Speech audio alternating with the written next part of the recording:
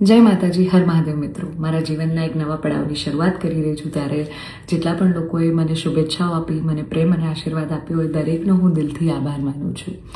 રહી વાત કે મારા સગપણને લઈને છેલ્લા ઘણા સમયથી મીડિયામાં અનેક તર્ક વિતર્ક, અનેક ચર્ચાઓ ચાલી રહી છે, જેને લઈને હું અત્યાર સુધી મૌન હતી, કારણ કે વાત મારા સુધી સીમિત હતી. પણ વાત જ્યારે હવે મારા પરિવાર પર છે, મારા પિતા પર છે, ત્યારે એક દીકરી તરીકે હવે મારાથી સહન નથી થતું અને મને લાગ્યું કે હવે આજે મારે બોલવું પડશે.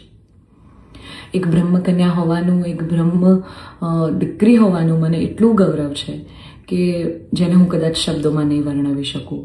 અને હું અહીંયા સુધી પહોંચી છું એના માટે શિક્ષિત અને સમજણી જે બ્રહ્મશક્તિઓ છે, બ્રહ્મ સમાજના લોકો છે, એમનો ખૂબ ખૂબ ફાળો રહ્યો છે મારી આ જર્નીમાં. અને હું તો નસીબદાર છું કે મને 18 વર્ણના લોકોનો પ્રેમ અને સપોર્ટ મળ્યો છે અહીંયા સુધી પહોંચવામાં.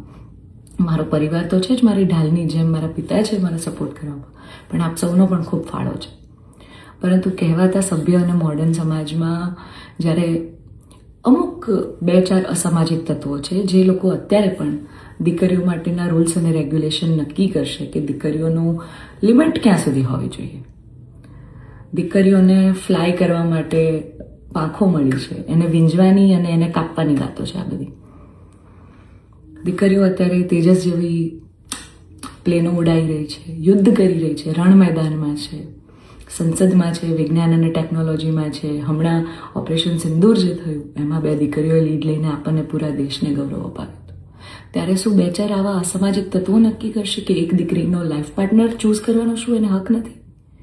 હું બહુ નસીબદાર છું કે મને એવો પરિવારને એવા પિતા મળ્યા છે જે મારી ખુશીમાં ખુશ થાય છે અને મારા નિર્ણયને જે મેં હરખે વધાવી લીધો છે. કારણ કે ઓફકોર્સ હું એક એવા પરિવારમાં જઈ રહી છું કે જે આખો ભક્તિમય પરિવાર છે.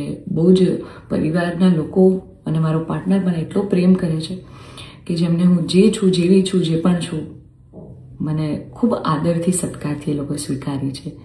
રાત દિવસ જ્યાં ગાયત્રી મંત્ર, નવકાર મંત્રના જાપ થાય છે, આવા પરિવારમાં હું જઈ રહી છું. મને ખૂબ જ ગૌરવ છે.